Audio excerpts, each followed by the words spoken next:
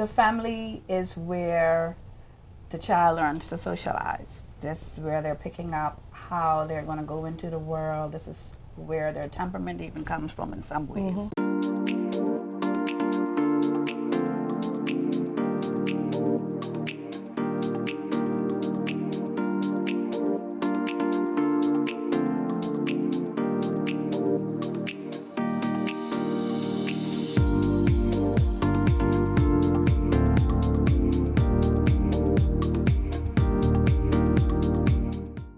Welcome to another episode of Let's Get Candid. I'm your host, Ziggy, with my amazing co-host. I'm your girl, Lori.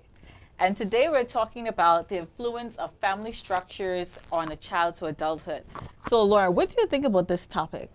For me, I think this topic is pretty interesting because I've realized now that more of my friends, if it's not that they're already parents, then they're aunts and uncles. And we're talking about, ways to bring up kids in a way where they have the necessary tools to then be adults, So it's timely, I think, because I think parenting and parenting styles, they're switching up a bit and people are becoming a little more aware of the impact on a child and how they go into adulthood, But what do you think? I agree, because I feel like we see a lot of persons who have certain characteristics or things that they carry on into their adulthood, and they don't know how much what had happened as a child impacted them and made them the way that they are. So I feel like this would be a great conversation to get a deep dive in and really get to understand how being in certain family structures as a child can impact you as an adult.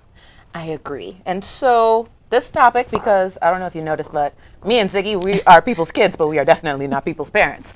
And we cannot speak on these things from a professional standpoint. But we do have two lovely guests here who are going to be able to give us insight on it from the parenting perspective of it, a professional perspective, as well as being children to parents as well, So I'm going to let our guests introduce themselves, starting with our doctor in the lovely blue.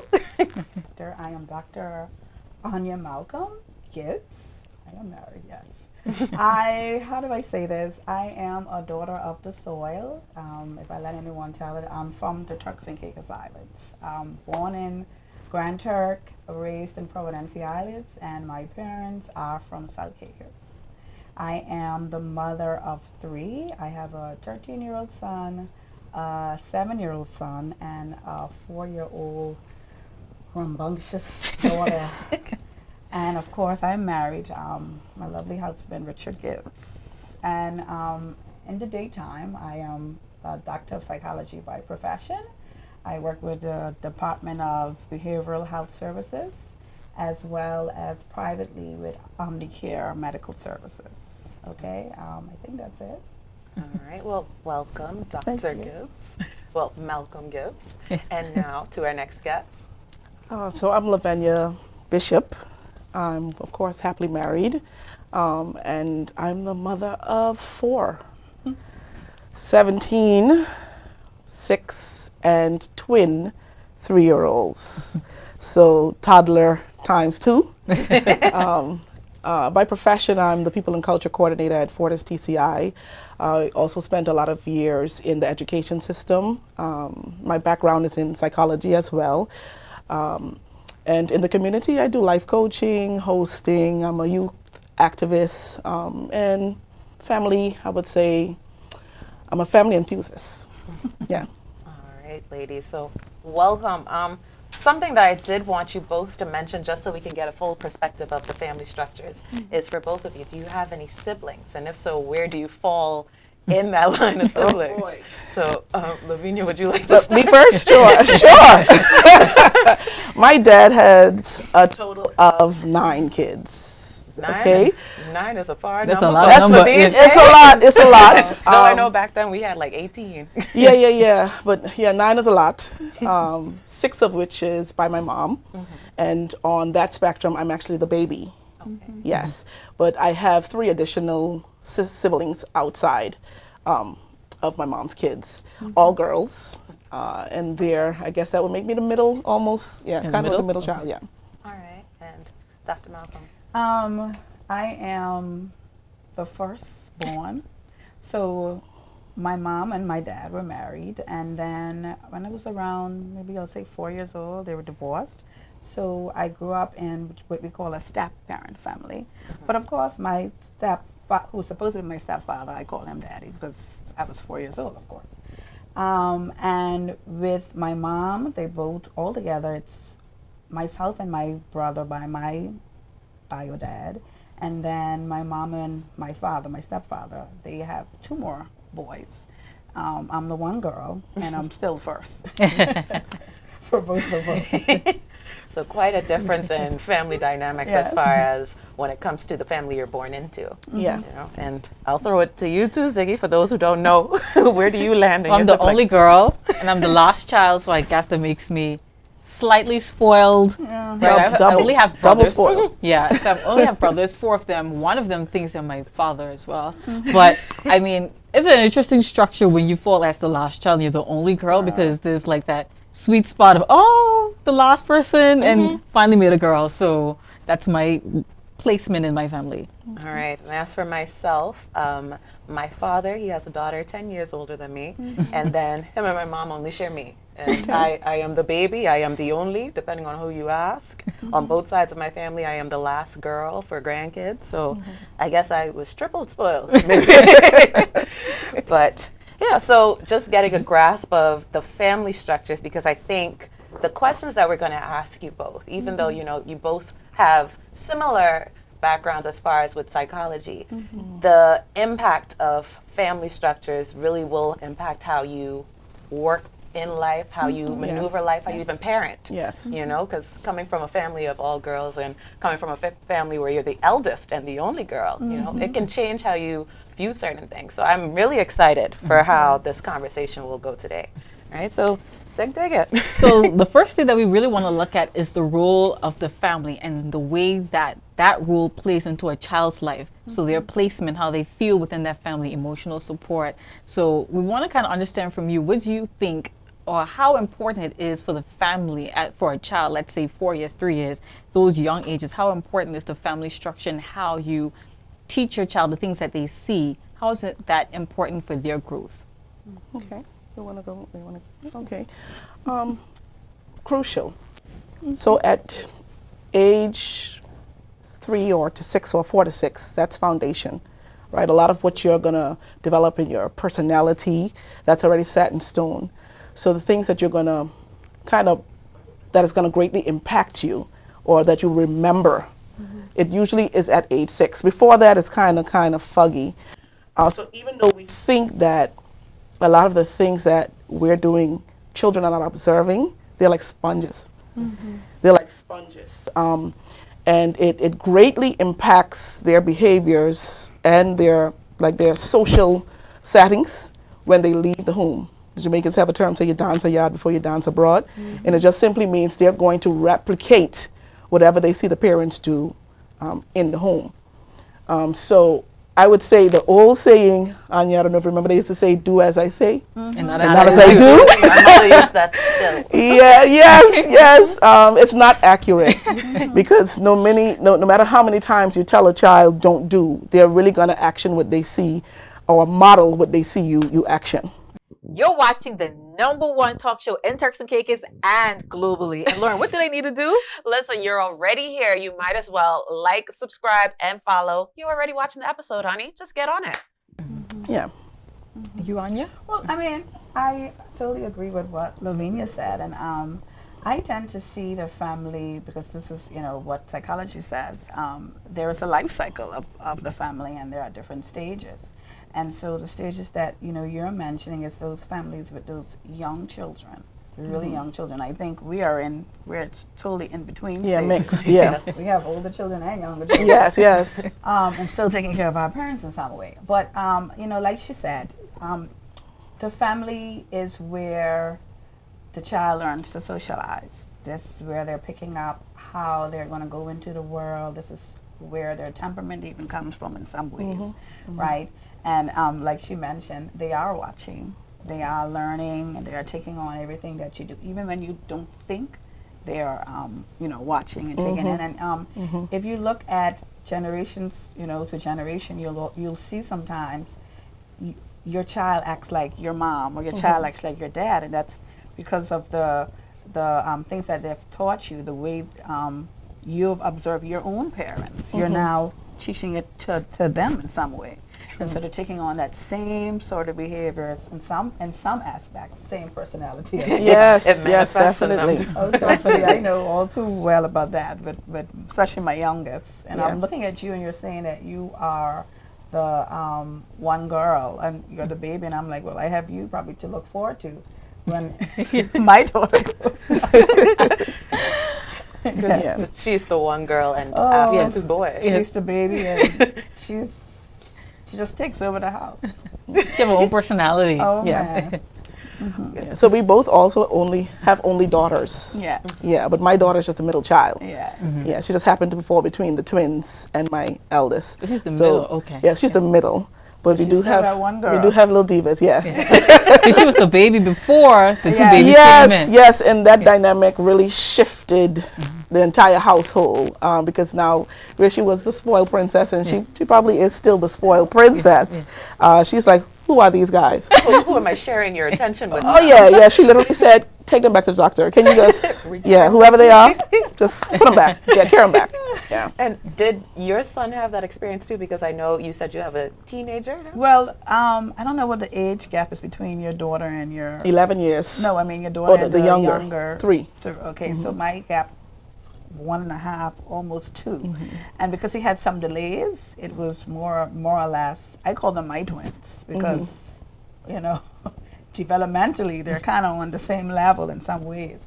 So he didn't really have much of a response, but she believes she's the older sister, and she would refer to him as whatever his name is, my. So his name is Roy. She'll say my Royce. So it's like she's the older sister, and this is her baby.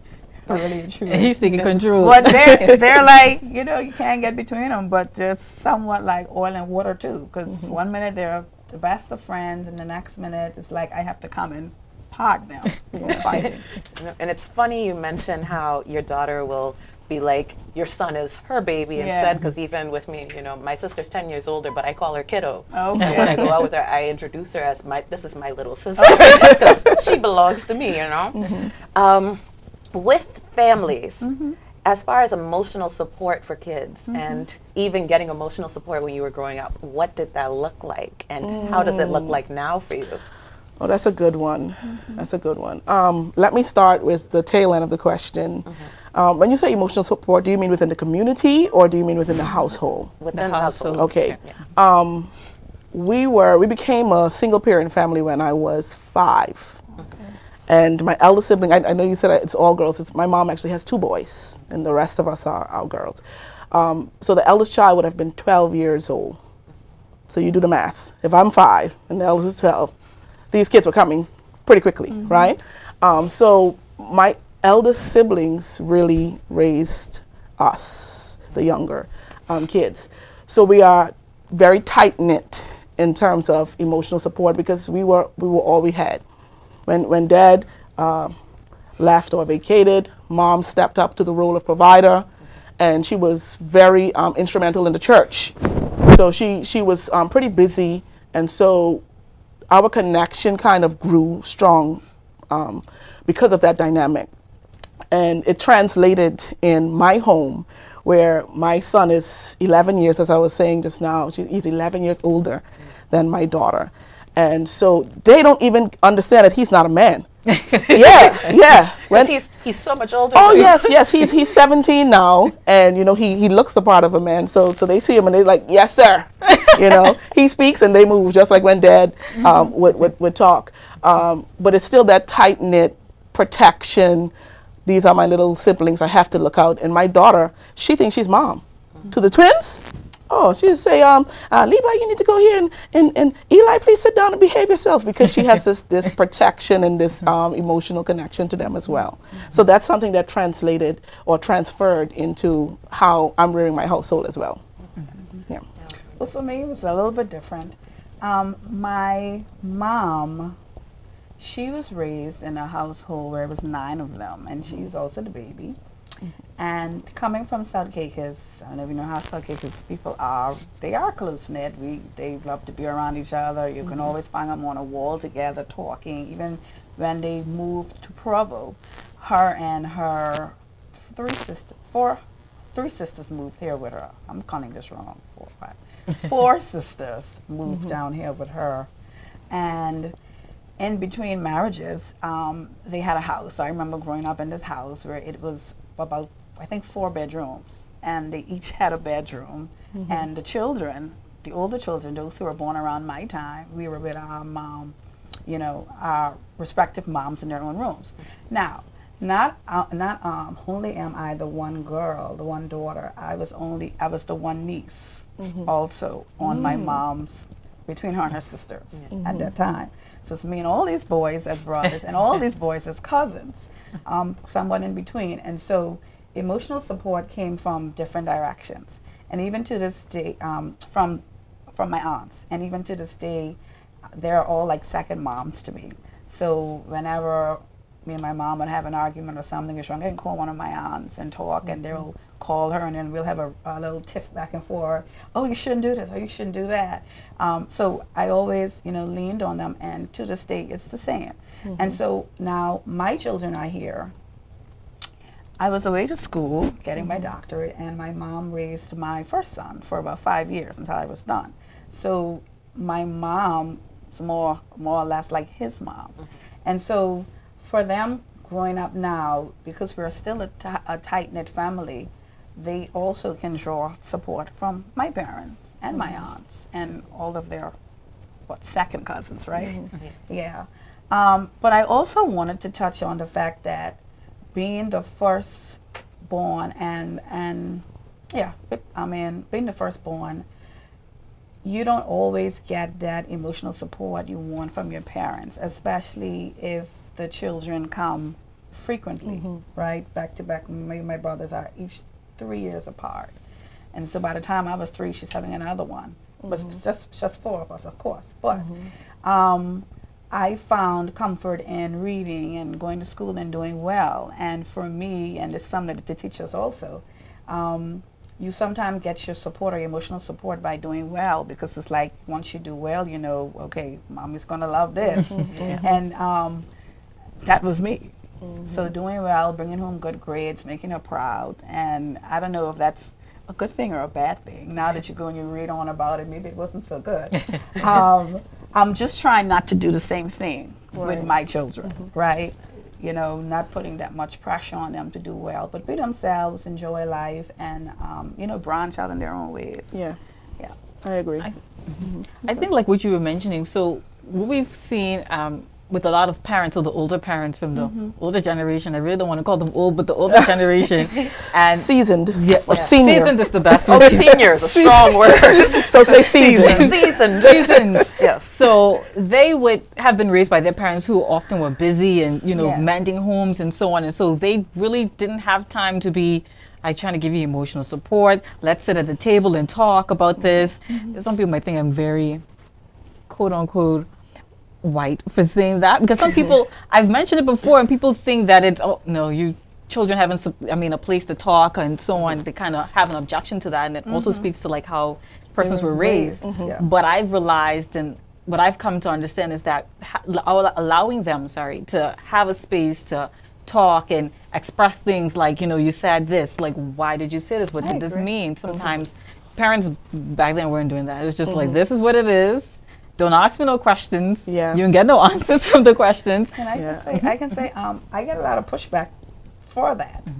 Me and my son, my first son, my 13-year-old, we're like besties.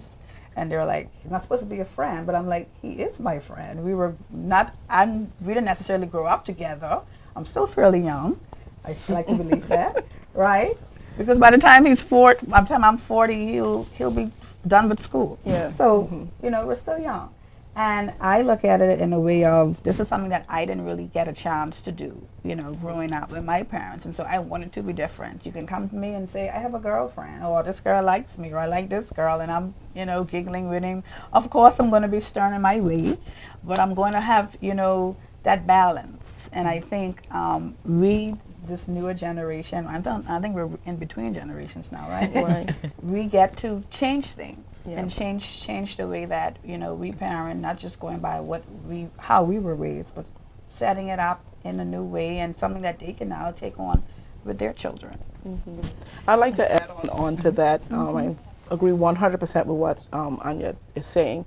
My mom, I would say she was open. She was never like that closeted parent who, kept you in the dark kind of deal. She would give you the space to express yourself. It's just what happens after. You express yourself. Yeah, and so it was kind of like breaking that cycle where when I can remember when my daughter was 4 years old, she was asking, she just started understanding this dynamic of, daddy is your husband. Like, yeah, okay, so this is a boy that you're living with permanently. She was she was working that out in her head. And so she seemed to have had this little crush at school. So this was where the conversation was coming, we're in the car driving home, and she's like, so daddy is a boy and he's your husband. I said, yeah. He said, okay, so you guys are married. And I said, yeah, it's me being receptive, And I'm like, stay neutral, just hear out. And she was like, oh, okay, I wonder who I'm going to marry. Must be Robert. I say, what? Who's Robert? Yeah. And I was like, rein it in, because automatically she was like, ooh, maybe I said something. Yeah. And I was like, okay, take it down. I was like, okay, Robert. Robert. Let me put in her business out, but you know what I'm saying? And I realized that since I've done that, there's no secrets. Yeah. She just feels safe. My eldest as well, they feel safe and comfortable enough to come. And that's the way, because sometimes your children be getting themselves in real trouble. Yes, and because they don't feel safe or, comfortable coming to you and telling you about it, they dig themselves in a deeper hole. Yeah. So I would rather you, like Anya say, let me know about the boyfriend so I could bring this person by the ear. Come on my porch, sit on my porch and have this conversation. You don't got to sneak around, Yeah.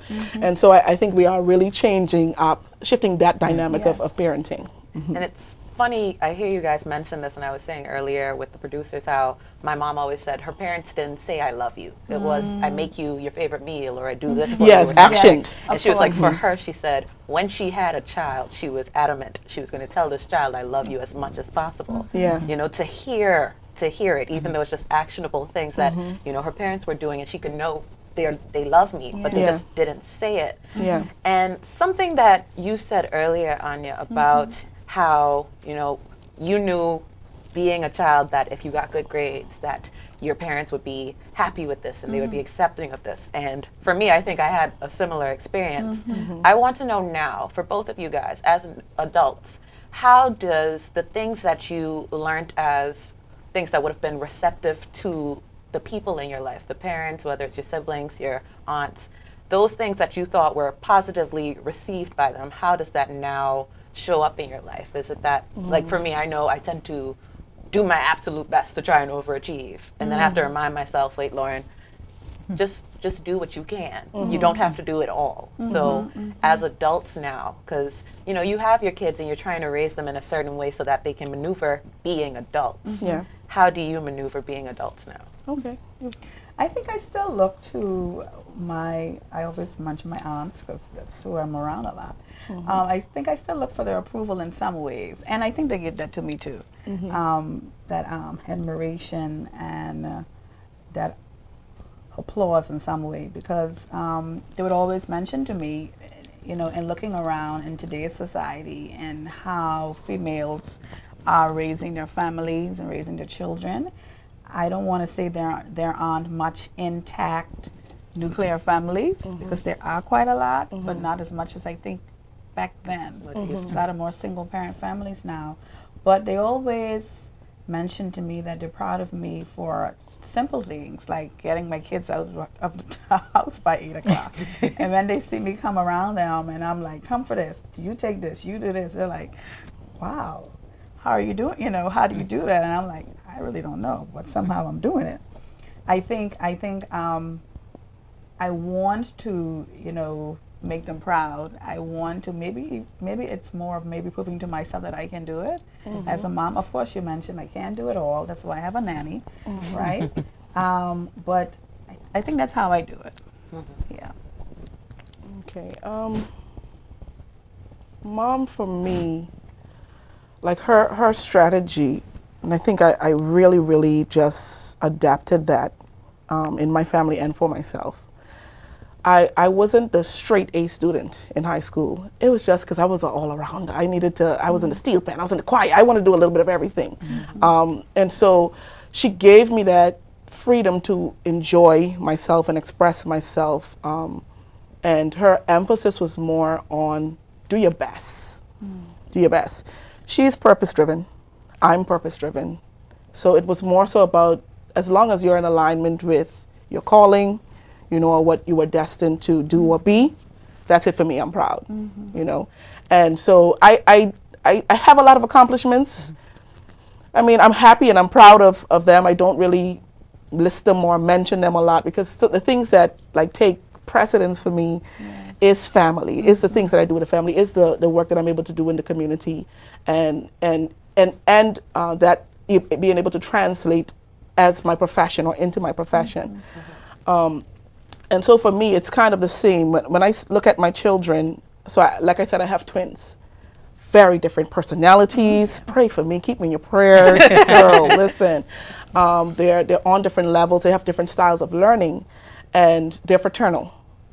I didn't know that in itself was going to be a struggle. That people make a big deal about the fact that they don't look alike, or why don't they look alike, or how are you going to deal with this one being light skinned, this one, how are you going to be, and people think that the craziest things come out of it. And, you know, even in the classroom, people would say, oh, he's the smart one. And it's just because he's like a textbook learner, he could regurgitate stuff, you know, while the other one has understanding, you know, like he can, if you show him something once, he got it mastered. So just giving them that grace to grow in their own strengths and not comparing them. Mom did that for us, and I'm now doing that for my children. And I find myself extending that same grace to other people in the workforce or in the community as well. Do what you were called to do what you were purposed to do.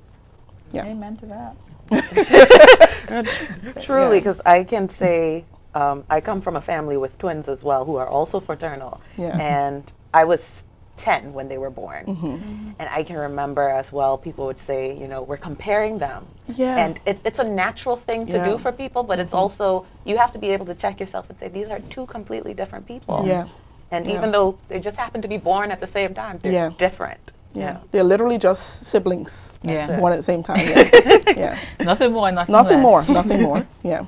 If you've been enjoying the conversations we've been having so far on the show, get into the comment section, go on our Instagram page and comment and let us know what you've been thinking. Also, we want you to get candid with your friends, your family at the dinner tables and the community that you're in. And I mean, if you're about to start discussions outside of the show, you can also have a discussion here on the show with us. If you get on our Instagram page at let's.getcandid and just send us a DM saying you want to be a part, we'd love to have you. I do want to touch on one thing. So avoidance behavior. So we were talking about emotional support. So we know that sometimes if persons don't get that, you know, support, so sometimes people are looking for, like you said, like, you know, you do something and you get that applause or so on for that action. But then you have persons who may grow up without getting that. And so then they avoid their feelings. They don't want to feel this way, or they search for validation in the wrong ways. So I'm constantly doing something because I want that approval, but not the right way. So what would you say to persons who experience that? You want to? No, you can take it on. I'm trying to get in my thoughts. Same here. Avoidance behavior is something that's learned. And it might be more so based on the fact that maybe I am not an A student and another sibling was. And that whole comparison or feeling that there's a shortcoming. So it makes you feel limited in that scope, right? So instead of trying to like measure up, I just retreat. I start to accept I'm not good enough, I'm not smart enough, I'm not, you know. And so it's really, let me just plug in here that everybody is living a version of their trauma, right? Their childhood trauma, everybody, right? And we have two kinds of people in the world. I just limited to two. You have the persons who are conforming to their traumas, or the persons who are building a resilience. So when you find yourself settling into that avoidance state, it's that whole conforming to those shortcomings that I would have learned as a child. And to free yourself, it's just a matter of self-acceptance, challenging those things to see if they're true, you know? okay, I don't think I'm smart enough because I never challenged myself to go off and do a course or, certification. So test yourself first in the area to see if it's something, if it's just was a learned behavior or if it's a fact, and take it from there. Yeah.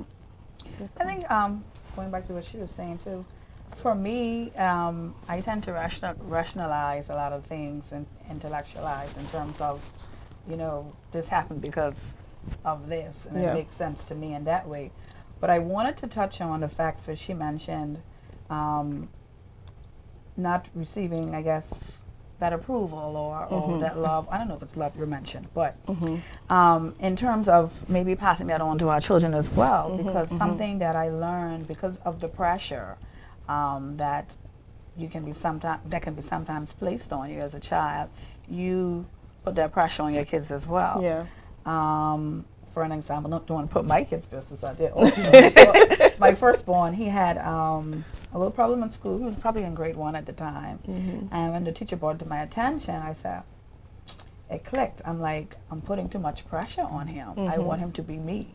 I want him to be top class. I want him to, excel at everything, that he does. And I'm like, I had to realize that everyone is not the same. My child is not, just because I'm the firstborn, I was, this high achiever.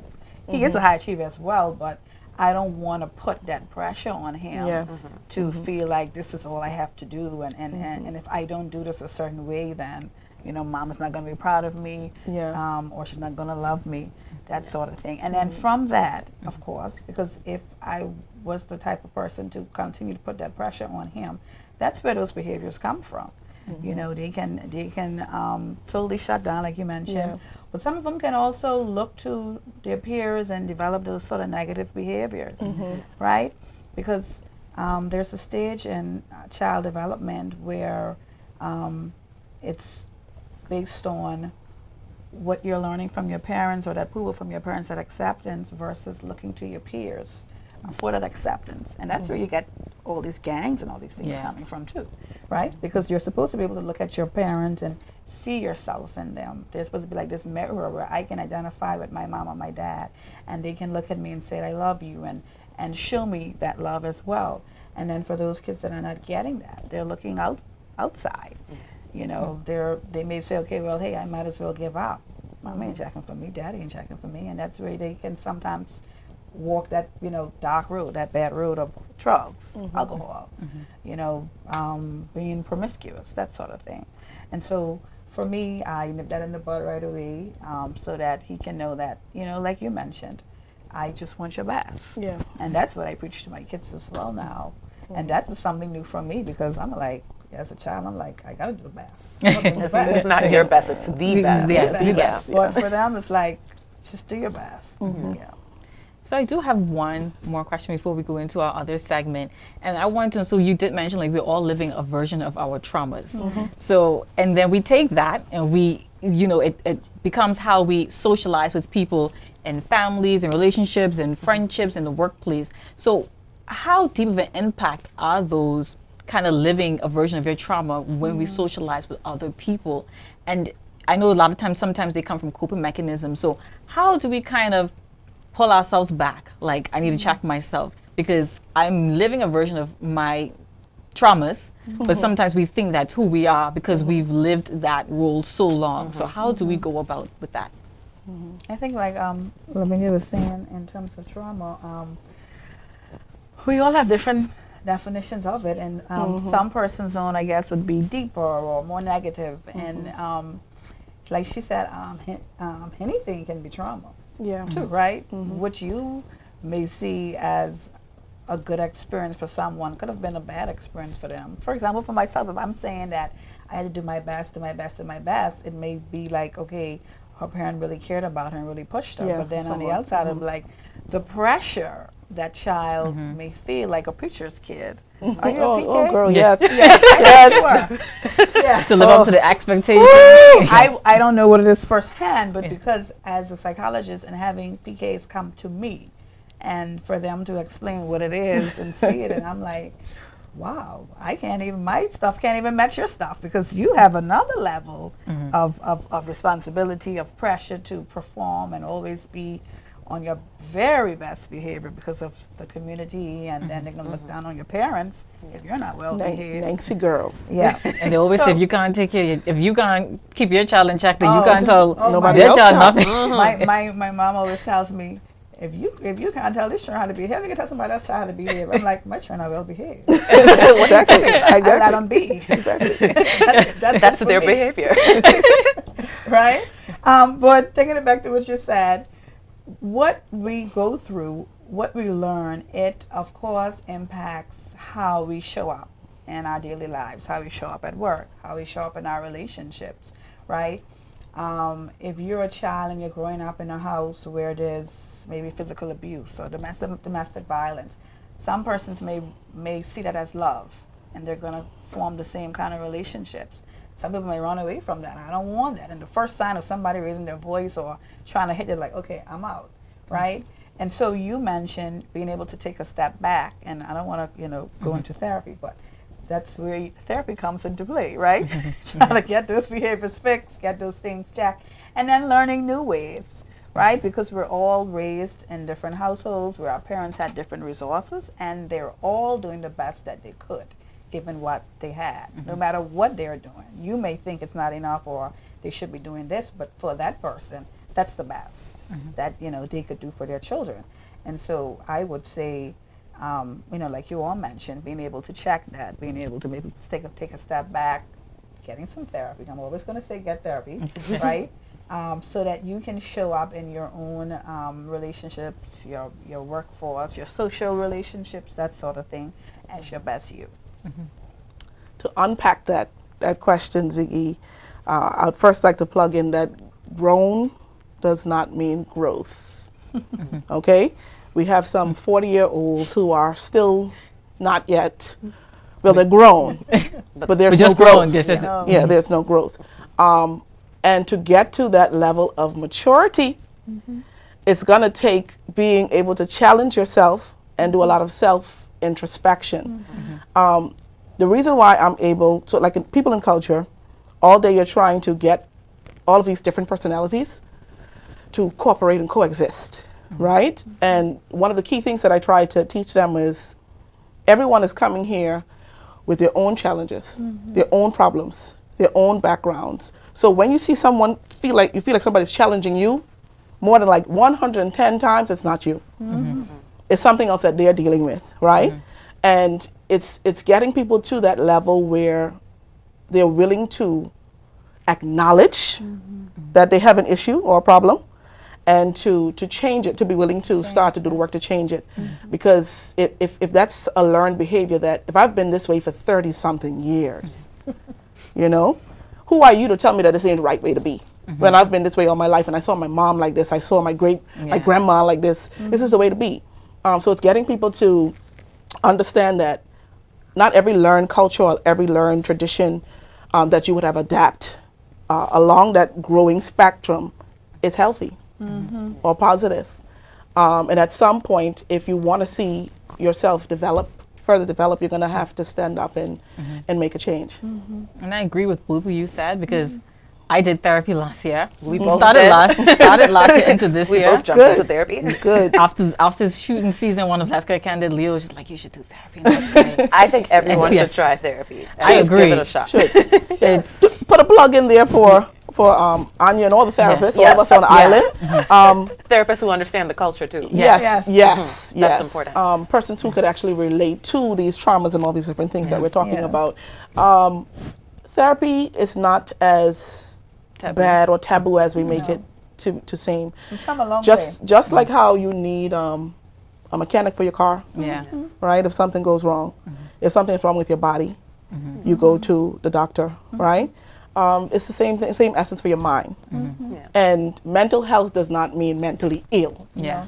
Yes. It's a spectrum. It's a spectrum, And right? we live, like both of you mentioned, we live with all these pressures and having been pulled in different directions. Like you need a central place where you can do. like unpack You and do. go like, I need to Ground go through yourself, this. And not just to your friends, because your friends will be like, yeah, girl, do it. Yeah. Key his car, girl. Try to get therapy from your friends, but they need therapy too. Exactly. Because they're sometimes going through their own trauma. And what I realized, like because my friends are really like supportive, and they'll be like, you can talk to me, and I'm like, but sometimes you have your own stuff going on that I can't necessarily always come to you. And they're subjective. And you Yes, need to be because objective. you need to objective. You need to be Because I'm going to be objective. like, they probably say this because it's me, because they'll be like, oh yeah, you look better than, and I'm like, okay, you know, sometimes you have to step back and go to someone who don't know you, don't know the situation, and can give you like this clear eye view. Neutral, So I would say 100% to anyone that therapy, like I love it, and I'd be like, oh, get my therapist is next week, and I can't wait to talk. And Yes, that's how it should I be. You opened sound so up. grown. Yeah, girl, my therapist. and Yeah. everything. Yeah, exactly. But I agree wholeheartedly. I did not stay in therapy too long, but But it's I, something I'm- that you can go in and out too. It's you know, something and you have I to be appreciate set. that what I did, it just to see what I can get from it, Yeah. and be open-minded about it. It's not that therapy will be a one-size-fits-all experience, Right. but to at least be open to, can this help me in any way? You know, and I think that's important for people to realize. You don't have to shut it down just because you think, oh, I don't have no problems. Exactly. You never know. We all have something. We can Yeah. You'll be shocked what you unpack in those sessions. And how they connect, because just to and with what you were saying, because we grow up and we become 30, 40, 27, whatever, and you're thinking that, oh, this is who I am because I've been this all my life. This is what I've Exactly. seen. When in reality, you not just learn okay. how to cope through your Yeah. different situations Yeah. and became this person. And when you get into that therapy, you get to unpack and realize, well, this is who I should have been. This is who I should be. Yes, this is who I could have been. Yeah. Yeah. Now- And then it's you 2.0. Yes. Ladies, honestly, this conversation has been so eye-opening, I think, for myself and perhaps for Ziggy as well, because I think we really have to look at things from a neutral perspective, like you said, and see, okay, how have things impacted me positively? How have they impacted me negatively? And what can I do going forward? Yeah. And we are now going to go into a separate segment we call What You Know About Us. Yeah. Oh. Now, Dr. Anya, you would have seen earlier Leo was making some questions. Our producers make questions. They put them in a bowl. So we don't know. Luckily, what the they are. conversation was so great. We only have to do one. Okay, good. Oh. Okay, so it's not too bad. So one each. Just one question we pick out of that bowl, and we can all answer We'll all that. answer that one. All question. right. Yeah. So it's not horrible, I promise. Though we don't have a clue what he has in there. Yes. Pray over it real Because quick. when Yeah, Leo started favor, writing Lord. things, I just Favor. A yes. PK's prayer goes far. Yes, Lord. That's sanctified. All right. So thank you, Lavinia, for giving the prayer. So since Lavinia prayed over it, I'll do Anya do the picking. Anya, go ahead, girl. do the and you picking, can just please. call the number out so they can put it on the screen. Come on, yeah. Eyes are ready, people. Do right by us. All right. Ooh, it's long. So what's the number first? And call the then number. you can read Number out the question. 9. Number 9. All So right. it's gonna pull up on the screen. Oh, all right. So, what piece of culture or trend has died out, but you would like to see it make a comeback? I like to start. That community where you could go and borrow a cup of sugar and not have to feel, like, oh, she poor or she in need. I grew up around in South Baxalina where anybody could have smacked you, anybody could have say talk to you, or anybody could have, rear your children. And that close-knit community, I think, is lost, especially here in Provo. We're so city, we're so about that grind and going after our daily needs. I want us to get back to having each other back and We not don't being even so know our neighbors these judgmental. days, You drive into your lot, you close your door, and you close your curtains. And don't try to talk to me on my way going in. Please, So I would like for us to get back to that level of connectivity and camaraderie where we actually care for each other here in Turks and Caicos. Yeah. Well, for me, I feel like when I first moved back about 8 years ago, I noticed that there were a lot of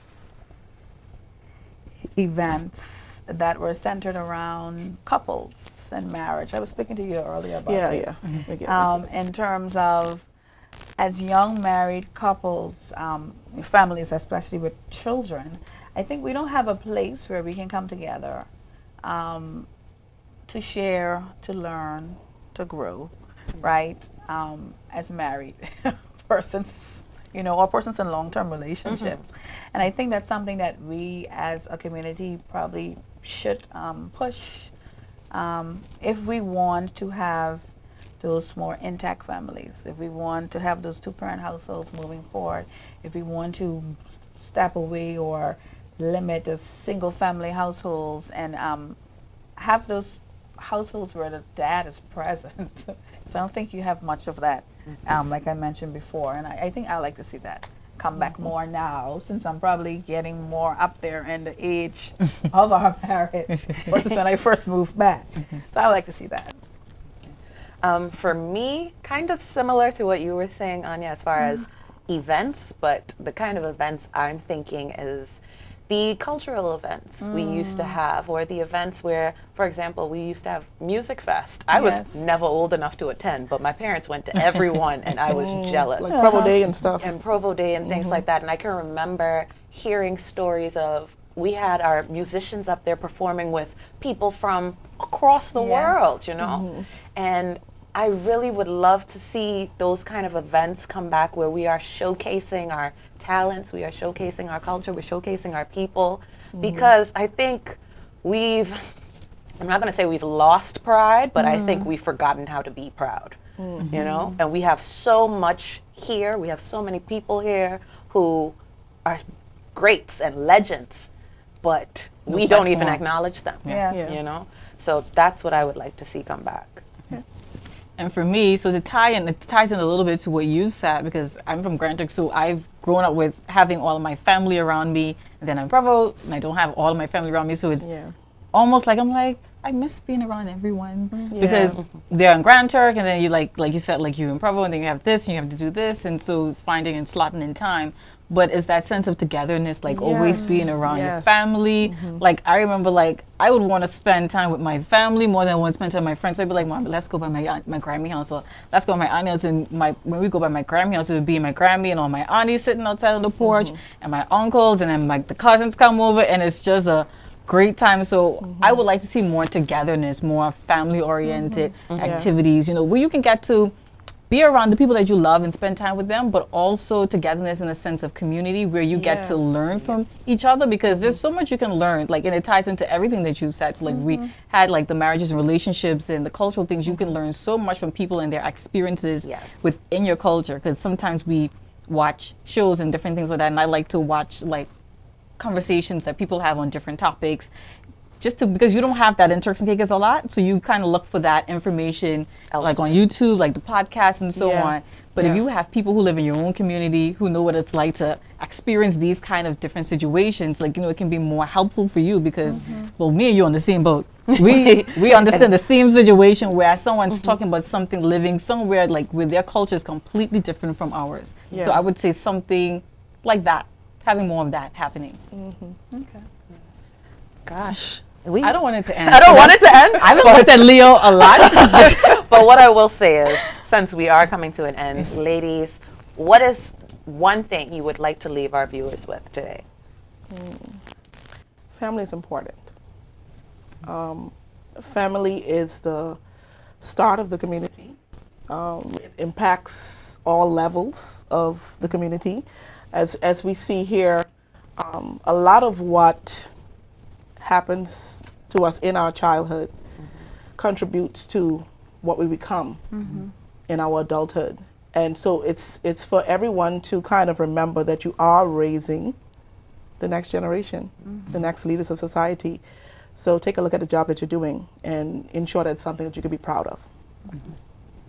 Well, for me, I believe it was J. Cole that said there's no such thing as a life that's better than yours. Yes. And I would want to leave that, because I think that in the times that we are in now, we're so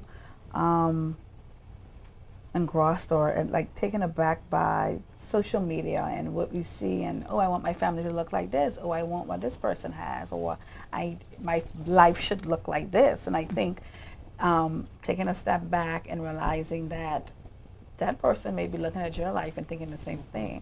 So it's more about being grateful, having gratitude for what you have, for the family that you have built, and being happy with that. I love that. Oh. Do you want to end? I got nothing to add, you know. I think for both of you, sharing your knowledge both from a personal level and a professional level, I think is definitely going to go far for the people who are watching this and, you know, are able to relate in some shape or form, and then able to hear from you how do you deal with things, or how do you maneuver certain situations. So as far as I could say, thank you so much, ladies. Thank you for having us. It was a great wonderful. conversation. That's why I didn't look at Leo, because he keeps it, and he's talking in my ear, one more question. And I'm like, well, how am I going to fit? And I'm flipping through the pages, how am I going to fit these 5 questions in this one more question? So it was such a pleasure having both of you on.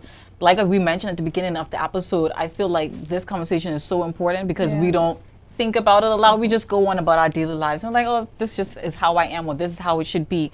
When I feel like sometimes we should take that step back. We should find outlets or watch things that gives us information on, maybe I could be doing this in a better way, not in the terms of comparison, but maybe my experiences, I'm doing life through the lens of my trauma. And that perspective isn't always the real perspective, is not the real, the true life situation. So sometimes you need to pull yourself back and look, and because like you've mentioned, you have children or you have people, you do things in the community that's watching you. So you can't just stand up and say, well, that's how I am. You have to be able to say, no, I've learned this and I need to learn something better. I have to model something better. Yeah. So it was a pleasure having you all on. This was such an amazing episode. I'm so happy that we were able to have you both here, and amazing co-host Lauren. But we do have to say goodbye. And goodbyes are hard for me. But it was such a pleasure having you both on. And we look forward to seeing you all on our next episode.